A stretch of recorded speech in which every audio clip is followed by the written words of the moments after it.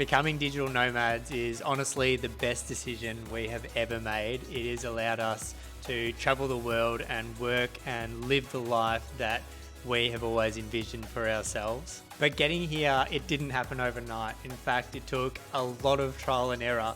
So in this video, we're going to talk to you a lot about our story, how we managed to start working remote, and we're going to give you actionable steps so you can start doing the same thing too. We've been traveling the world now and working remotely for 15 months. This is a full breakdown and a guide of everything that has worked and everything you need to know to get it set up yourself. Make sure you like this video, subscribe because we've got so many more videos coming your way. And if you have any questions, drop them below because we are so happy to help.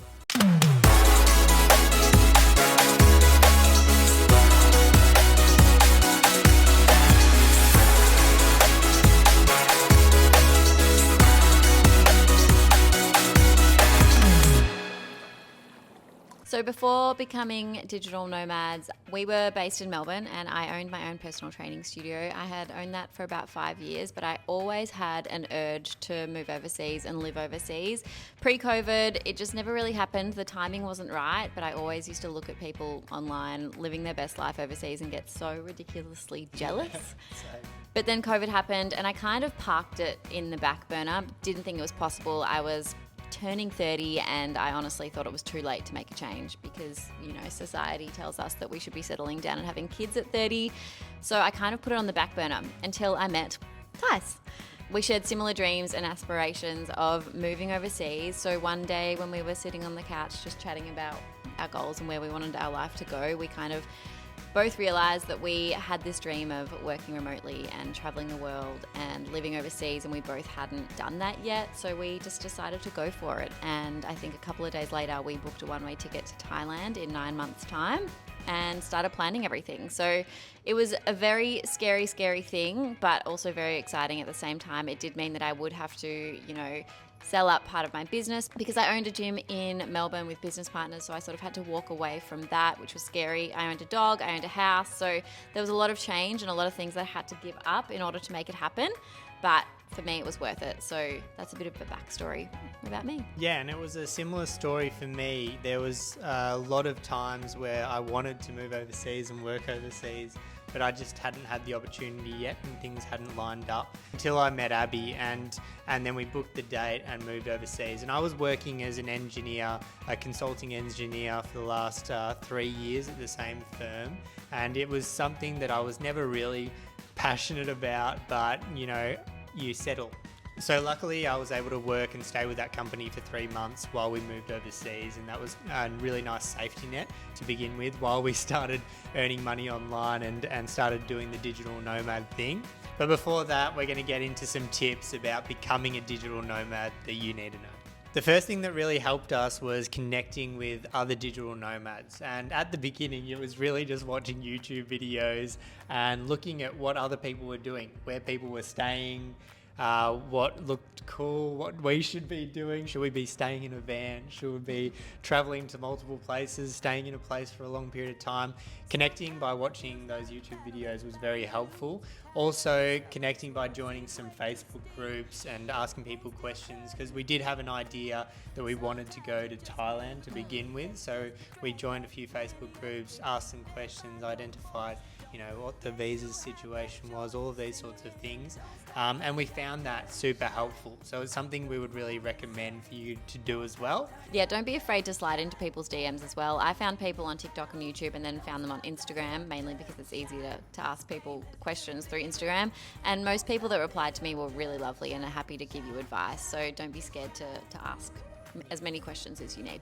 So picking the best digital nomad destination, we started off in Asia purely because it's nice and close to Australia and the Wi-Fi is good, the beaches are beautiful and it's super cheap and affordable. We went straight to Thailand and stayed there for 3 months and absolutely loved it. So if you're thinking about heading to Thailand, it is a hell yes from us. The Wi-Fi works great. There's so many places that you can work from, cafes and digital nomad spaces, and they also have a lot of digital nomads there already, so there's a really good community if you're after that as well. We also have traveled to Central and South America. Now there's not as many digital nomads around there, but we would also recommend it. Thailand and Asia is definitely easier. The Wi-Fi in Central America and South America were a little bit hit and miss. We found that quite stressful at times. But other than that, obviously that part of the world is absolutely stunning. And then Europe as well was fantastic. So we did like Italy and Turkey, and working from there was actually fantastic as well. The only thing that we struggled with a little bit was the time difference from clients in Australia. But other than that, we would recommend Europe for sure. Yeah, some of the things you need to focus on when you're looking for a destination to go work at is number one, Wi-Fi. Because you need really good Wi-Fi, and it's going to be really annoying and really hard for you if you don't have that. So that's really important. Secondly, you need a nice place to stay because you want to be feeling comfortable where you're staying. So making sure you can get good accommodation that is in a good location is really important. Thirdly, the community aspect, so going to places where there is a digital nomad community where you can connect with people. I think a lot of people will underestimate how much you need community, how much you need people around you. For us, we love gyms and we love training, so we always make sure there's good gyms, and where there's gyms, there's usually a good community. So that's why we settled in Copenhagen most of the time in Thailand, because it's got all those sorts of things for us. The other thing is the cost of living. This is super important because it kind of sets your living standard. And so depending on how much money you're earning, you can live better in Asia or in other places. But for example, if you were in Vietnam or in Thailand, your cost of living is super low. So the pressure on you to earn money online is much less. And in fact, a lot of people can earn, only $1,000 or $2,000 a month and survive in Thailand and Vietnam absolutely fine. And also, we made a video on the cost of living in Vietnam, and so if you want to watch that, we'll put it up here and check it out. It's really cool. So it's handy to know all of the things like visas, banking, and health insurance whilst you're over there as well. So in terms of visas, every destination is different. We are not the best people to talk to when it comes to visas because we've made a lot of mistakes, especially in Vietnam. But in terms of like most Asian countries or Thailand as well, you can get short stay visas, and then you can also do visa runs. But also I think some places around the world also have specific digital nomad visas. So depending on where you want to go, make sure you do look that up and apply before you go. That would be our biggest tip for that. In terms of banking, we use Wise and also our home Australian banking still. Wise is a great app that you can use, and you can transfer money internationally anywhere, and it's super quick and it's low fees, so we love Wise. And then lastly, we use Safety Wing for our health insurance, so that's month to month payment. Instead of getting like travel insurance, if you're staying in one place for a while and planning on being away from Australia for a while, Safety Wing is great. But in saying that, our first year of insurance, we did get Qantas travel insurance, and you can get an around the world 12-month travel insurance from Qantas, and they give you Qantas points. This is not a plug, but we found that really helpful as well. Mainly for the Qantas Mainly points. for the Qantas points. Okay, so now getting into how to become that digital nomad. To fund this lifestyle, you need to earn some money somehow, and there are so many ways that you can do this. And in fact, I've tried a fair few of them. So the first one is remote jobs.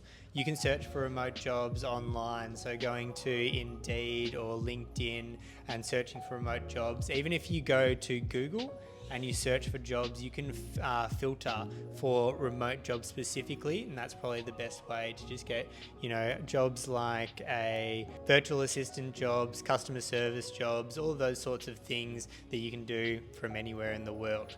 Okay, so that's one way to go about it. And a little tip, if you are going to go for one of those jobs, I would recommend to actually reach out to people through LinkedIn that already work in those jobs. You'll get a higher response rate and much more likely to get a job that way.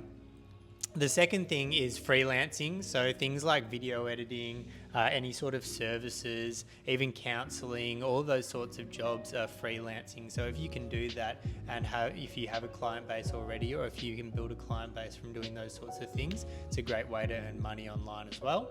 And one way to offer these services is through things like Upwork and Fiverr. We definitely hire a lot of people from Upwork and Fiverr, so there is work out there, I can promise you that. And yeah, that's a really cool way to make money online for sure. The third one is to create a personal brand and to document your own journey, or perhaps if you have some sort of skill that you want to teach, you could start an Instagram page, you could start a TikTok and grow your following that way through content creation, building a community, and then offering your services either like one-to-one coaching or creating digital products around what you teach as well. Or creating a YouTube like this. This, which we are not monetized yet. So we tried so many different business models before, well, I tried so many different business models before we got to where we're at now. The first ones that I did were Amazon FBA, and I tried this quite a while ago. It is a plausible way to make money, but there is a high investment cost. So when you do Amazon FBA, you need to buy the products, send it to the Amazon warehouse, store the products, and then they take a cut when they ship it out. So big upfront cost, plus if you do any advertising, extra cost there. The other one was drop shipping, kind of a similar sort of business model to Amazon FBA, except most of the stuff comes directly from China. And then this is a high upfront cost as well because you need to pay for advertising. So unless you're doing organic traffic with social media, which there's better ways to monetize, we'll go into a bit later, then you're going to be paying quite a lot to test ads. And people will sell you on the dream that you can pay and test ads quite quickly, but I invested up to $5,000 or more testing ads and was not profitable. So just keep that in mind if you do want to start that sort of business, okay? And the third thing that I did was remote sales, and this is a very valid way of earning money remotely, and a lot of people do this. So remote sales, you just need to learn the art of sales, learn how to run a sales conversation, and then you need to find people to work with. So there's lots of people in e-commerce, lots of people who have brands that need people to take sales calls for them. And then you take the sales call, and if you close the deal, you earn a percentage on whatever that sale was.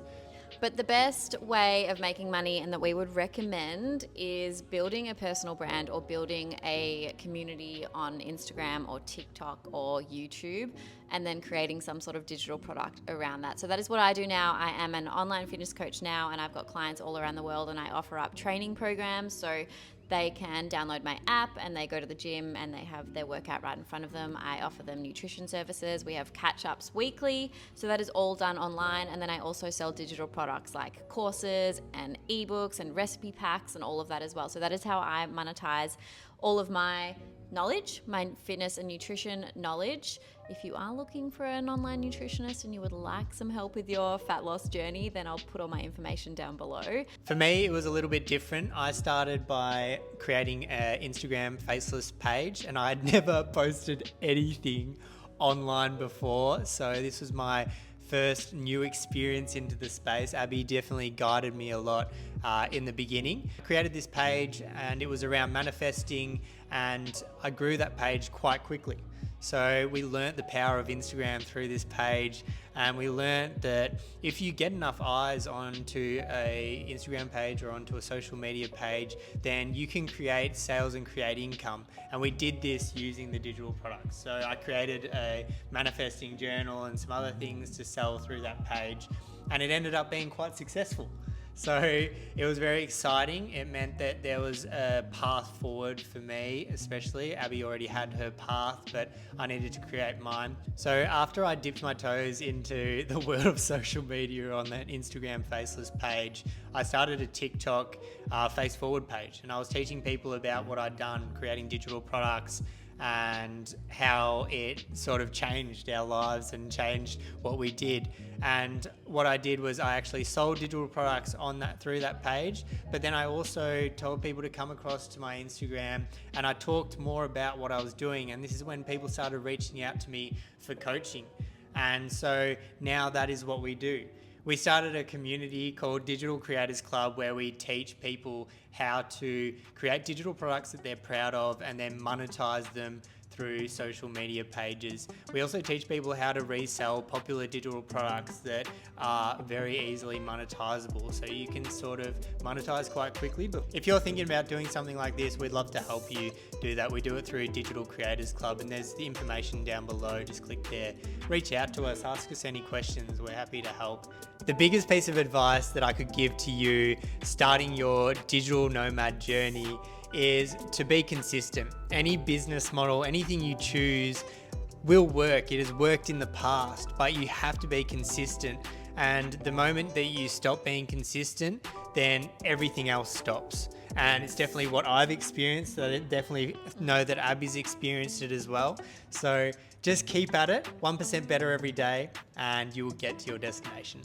I'm going to give you two pieces of advice. One is more practical and then one is more mindset related. Practical first, if you're heading over and you don't have a job yet, if you're just diving in, going for it, YOLO, you'll see what happens and we'll make it work when you're over there, then set yourself up with a little bit of money to cushion you, I guess. A little bit of a safety net.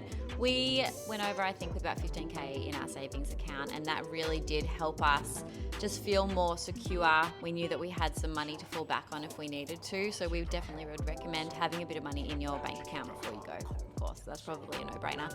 The second thing is more mindset. You only live once, and if you're worried about going over and not being able to find a job, not connecting with people, or that it won't work out, you never know unless you try. So our biggest advice is just take the leap. Go for it, because you will never regret it, and you will learn so much about yourself. You'll learn so much about the world, and you will have the best time, I guarantee you. And if you don't, then you can just go back home, but you will have the best time, and it's going to change your life completely. So that's probably my biggest advice. That's the best advice ever. Ever. I love it. Ever. Awesome, guys. Thanks so much for watching this video. Again, if you do have questions, please drop them below. As I said before, we're so happy to help. But hit that subscribe button, because we've got so many more videos coming your way, and check out some more of our videos here if you're wanting to know more about the cost of living in Asia, or just where you could start your digital nomad journey. Awesome. Thanks, guys. Bye. See ya.